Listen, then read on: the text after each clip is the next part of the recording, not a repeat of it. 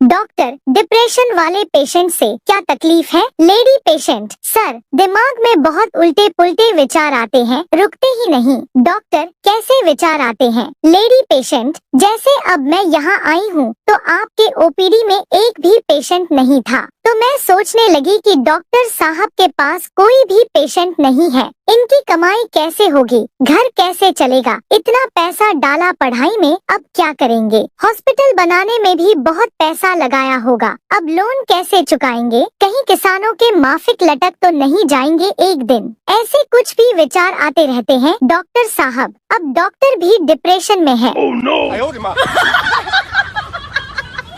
हमारे पूर्वजों को अंग्रेज तंग किया करते थे और हमें अंग्रेजी।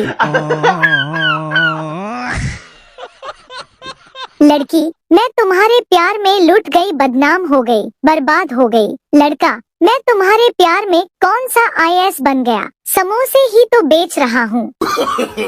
No, no, no, no. शराबी एक वकील से बोला, मैं रोज मान्यता प्राप्त ठेके से शराब लेता हूँ, उस पर जीएसटी भी कटता है, पर मेरी बीवी मुझे रोज मारती है। क्या मैं बीवी पर सरकार को नुकसान व सरकारी काम में बाधा डालने के आरोप में जेल भेज सकता हूँ? वकील यह सोचकर बेहोश हो गया कि इस बेवड़े के दिमाग में ये आइडिया आया कहाँ से।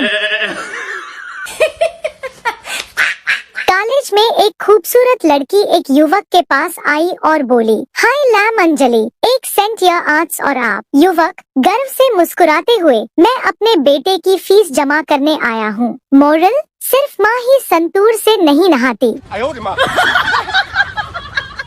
एक ताज़ा रिसर्च में पता चला है कि कुछ औरतें अपने बच्चों को इतना तेज इसलिए डांटती हैं ताकि पतियों में भी खौफ बना रहे।